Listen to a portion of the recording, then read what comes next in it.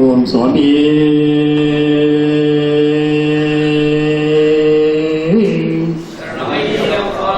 ஓம் சுவாமியே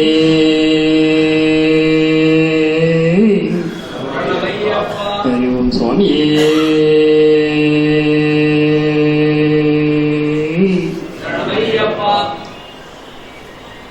நாமக்கல் மாவட்ட மணிகண்ட ஐயப்ப சேவா சங்கத்தினுடைய துவக்க விழா மற்றும் குரு மரியாதை பெற இருக்கக்கூடிய குருமார்கள் அனைவருக்கும், இந்த மாவட்டத்தினுடைய தலைவர் தனசேகரன் அவர்களுக்கும், செயலாளர் கண்ணன் அவர்களுக்கும், பெருமைக்குரிய பொருளாளர் முருகன் அவர்களுக்கும், இந்த நிகழ்வில் கலந்து கொண்டு இருக்கக்கூடிய மரியாதைக்குரிய மணிகண்ட ஐயப்ப சேவா சங்கத்தினுடைய செயலாளர், செயலுக்கு சொந்தக்காரர், அருமை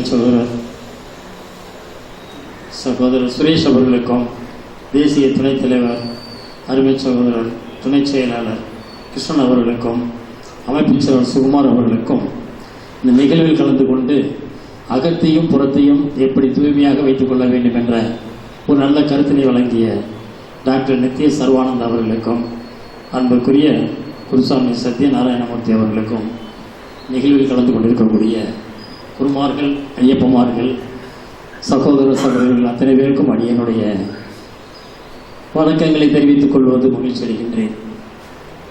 இந்த அரங்கில் உங்கள் முன் நிற்பதற்கு காரணம், இங்கு இன்று குருமரியாதை பெற இருக்கக்கூடிய ஒரு குருநாதர் தான். பரமக்குடி என்னுடைய சொந்த ஊர். முதல் வருடம் மாலை போட்டுக்கொள்ள வேண்டும் என்ற ஒரு விருப்பத்தின் அடிப்படையில் குருநாதர் அணியை அனுமதி கேட்கின்ற போது, வீட்டில் எல்லாரையும் கேட்டியா, வீட்டில் அப்பா அம்மாவெல்லாம் கேட்டுக்குருவான். முதல் கேள்வி. ஒரு 2 நாள் கழிச்சு போய் அப்பா அம்மாவெல்லாம் கேட்டேன், போச்சுட்டாங்க. அப்படியா, சரி, நீ சின்ன பையனா இருக்கிற, இப்பதான் உத்தியோகத்துக்கு வந்துருக்கிற, இந்த மாலை போட்டாக்கா சினிமாவுக்குலாம் போகக்கூடாத, போகலை, உன்ட்ட பீடி சிகரெட் பழக்கம் இல்லைன்னு நினைக்கிறேன், அது இருந்தால் இருக்கக்கூடாது. சரி, இல்லை, இந்த மாலை போட்ட காலத்தில் பொது நிகழ்ச்சிகள், குடும்ப நிகழ்ச்சிகள்லாம் அதிகமாக போய் கலந்துக்கக்கூடாது, போகலை. அப்படியா, சரி, அடுத்த வாரம். அதுக்கு அடுத்த வாரம் திருப்பி போனேன். போன உடனே, சாமி, இந்த வருஷம் அவங்களோட நான் மலைக்கு வருதுன்னு முடிவெடுத்துட்டேன், அதனால் என்னை அழைச்சிட்டு போகணும். அப்படியா, சரி, நாளன்னைக்கு கார்த்திகை 1ஆம் தேதி கோயிலுக்கு வா, மாலை போட்டுக்கணும். இத்தனை பரீட்சைகளையும் நான் பாஸ் பண்ணி வந்ததுக்கு பின்னாடி தான் மாலை போடுறதுக்கான அனுமதியை குருநாதர் கொடுத்தேன். மிக மிக மிக மிக ஒரு சாதாரண ஒரு ரப்பர் ஸ்டாம்பு செஞ்சு தொழிலை வழித்து அதை வச்சு குடும்பத்தை நடத்தி கொண்டு பல ஆயிரக்கணக்கான ஐயப்பமார்களை சபரிமலைக்கு அழைத்து சென்ற அவ்வளோ பெரிய ஒரு மாபெரும் மனிதர் என்னுடைய குருநாதர் பரமக்குடியை சேர்ந்தது. அந்த குருநாதர்கிட்ட மாலை போட்டு இந்த ஆன்மீக பயணத்தில் என்னுடைய முதல் படியை வைத்ததனுடைய அடிப்படையில் ஏறக்குறைய 42 ஆண்டுகள் இந்த ஐயப்பனுக்கும் எனக்கும் ஒரு நெருங்கிய உறவுகளை உருவாக்கி கொடுத்த அந்த குருநாதரை மனசார வேண்டியதோடு மட்டுமல்ல, நித்தம் நித்தம் அவருக்கும் நைவேத்தியம் பண்ணி அவருக்கும் வணங்கி என்னுடைய வழிபாடினை காலையில் துவக்குகிறேன். சாமிகள்லாம் சொன்னாங்க, ஆன்மீக பாதையில், நல்ல பாதையில் வழிகாட்டக்கூடியவர்கள் குருமார்கள் என்று தான் சொன்னாங்க. இந்த குருமரியாதை இங்கே நடக்கிறது நினைக்க போகும்போது எனக்கு ரொம்ப சந்தோஷமா இருக்குது. இதில் எனக்கு ஒரு தொடர்பு அகில இந்திய அளவிலும் சரி, தமிழ்நாட்டிலும் சரி, முதல்ல கடலூர்ல 18 ஆண்டுகள் நிறைவு செய்த குருமார்களுக்கெல்லாம் ஒரு மரியாதை பண்ணக்கூடிய குருமரியாதை நடத்த வேண்டும் என்ற ஒரு கோரிக்கை என்னோடு இணைந்து செயல்படக்கூடிய நிர்வாகிகளை நான் சொல்லுகின்ற போது இங்கு தக்கங்களாக நடந்தது. யார் குருமார், யார் 18 ஆண்டுகள் நிறைவு செய்தவர்கள், பெரும்பாதையில் போனாங்களா, சின்ன பாதையில் போனாங்களா, குறுக்கு பாதையில் போனாங்களா, டிராக்டரில் போனாங்களா, டோலியில் போனாங்களா, இது யார் நம்ம 18 ஆண்டுகள் நிறைவு செய்வது என்றது நிறைய கருத்து முதல்கள்லாம் வந்தது. அவர்கள் எப்படி வேணாலும் போயிருக்கட்டும், 18 படி ஏறி இருப்பார்கள், பகவானை தரிசனம் பண்ணியிருப்பார்கள், 18 ஆண்டுகள் முடிச்சிருப்பார்கள், அவங்கெல்லாம் குருநாதர் தான். விடு, நம்மை நாம் முதலில் நேசிக்க கற்றுக்கொள்ள வேண்டும். என்னை நான் நேசிக்க கற்றுக்கொள்ள வேண்டும். இதற்கு உள்ளே இருக்கக்கூடிய இறைவனை நானாக கருதி, அத்வைதமாக கருதி நான் நேசிக்க கற்றுக்கொள்ள வேண்டும். உள்ளே என்னிடம் இறைவன் இருக்கிறார். அப்ப என்னை நேசிப்பதன் மூலமாக என் உள்ளே இருக்கக்கூடிய இறைவனை நான் வணங்குகிறேன். அதை போல குருமார்கள் 18 ஆண்டுகள் நிறைவு செய்தவர்களை வாழ்த்த வேண்டும், மரியாதை செய்ய வேண்டும் அப்படிங்கிற நிறைய போராட்டத்திற்கு பின்பு இந்த குரு மரியாதை என்பது கடலூரில் தான் முதலாக துவக்கப்பட்டது.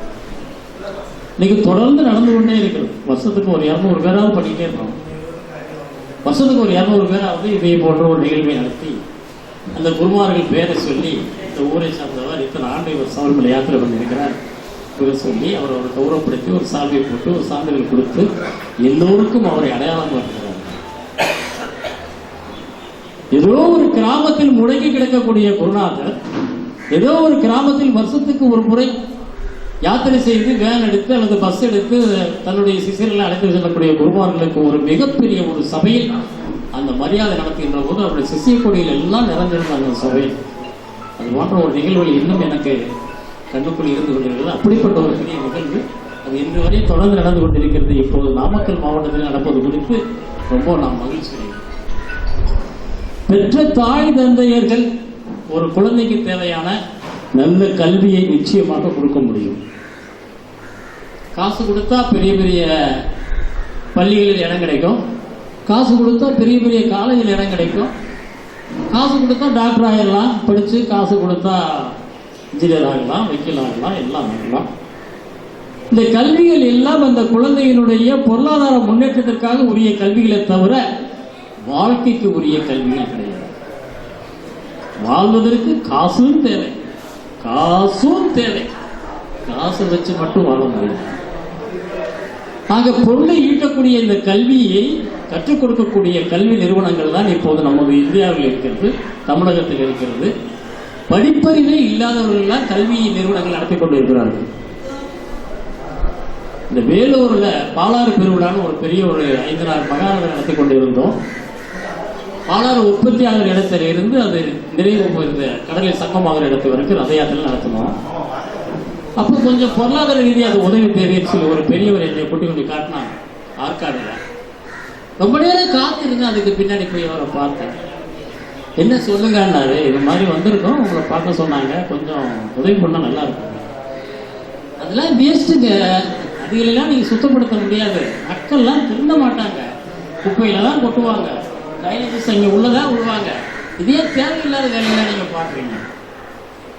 இவ்வளவும் கேட்டுட்டு கடைசியில் ஒரு 3000 ரூபாய் கொடுத்தாரு. பெருமையோட வாங்கிட்டு ரசீதை கொடுத்துட்டு வந்தேன்.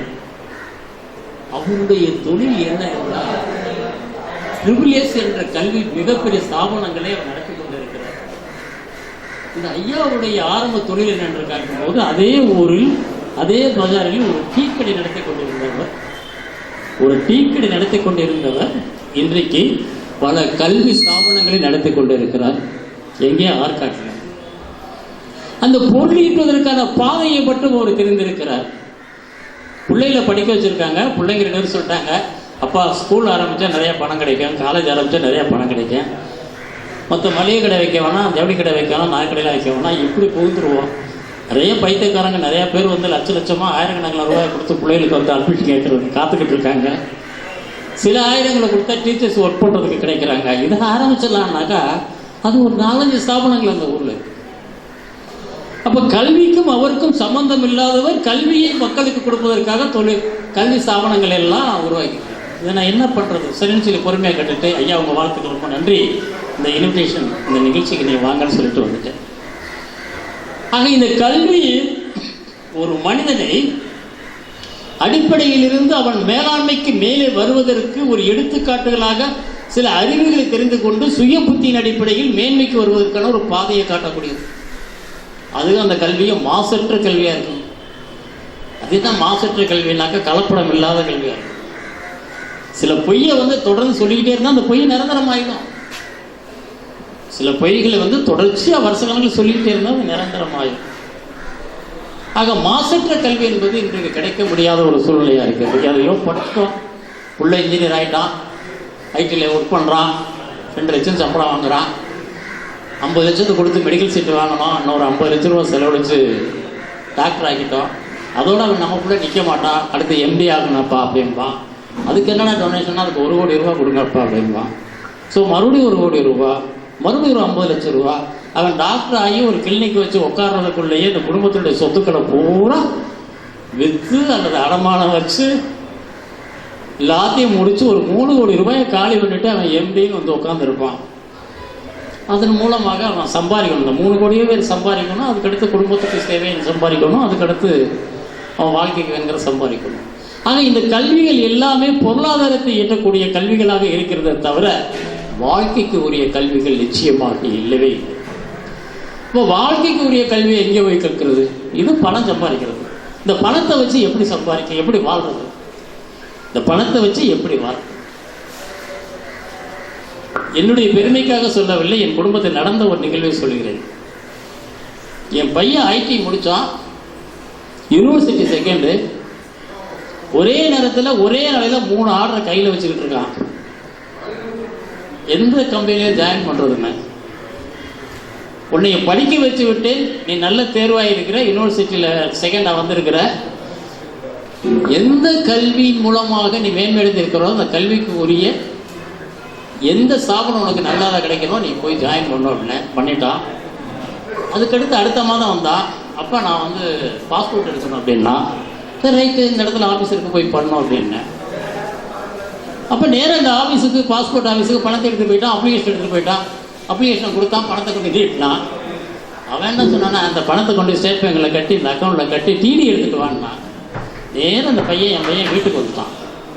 அப்பா டிடி எடுத்துகிட்டு வர சொல்கிறாங்கப்பா அப்படின்னா. ஆமாம், டிடி தான் எடுத்துகிட்டு போகணும் அப்படின்னு. எனக்கு பேங்கில், ஸ்டேட் பேங்கில் போய் டிடி எடுக்க எனக்கு தெரியாது. நீங்கள் வந்து எனக்கு எடுத்து கொடுக்கணும், நீங்கள் வந்து எனக்கு எடுத்து கொடுக்கணும்னு என்னை கூப்பிடுறான். நான் சொன்னது என்னன்னா, வரமாட்டேன், வரவே மாட்டேன். ஒரு பிடெக் படிச்சிருக்கிற, யூனிவர்சிட்டியில் வந்து செகண்டாக வந்து இருக்கிற உனக்கு வந்து ஒரு டிடி எடுக்கிறதுக்கு தெரியல, அது மறுப்பதற்கு இல்லை. அங்கே போ, ஸ்டேட் பேங்கில் அந்த கவுண்டர்கிட்ட நிற்கக்கூடிய மிக சாதாரணமானவர்கள் நிற்பார்கள். மிகப்பெரிய தொழில் ஸ்தாபனத்தில் வந்தவர்கள் யாரேனும் ஒருவரிடம் போய் டிடி எடுக்கணும், அதுக்கு என்ன ஃபார்ம் என்று அங்கே கேள். அந்த ஃபார்ம் எப்படி ஃபுல்லப் பண்ணணுங்கிறது கேள்.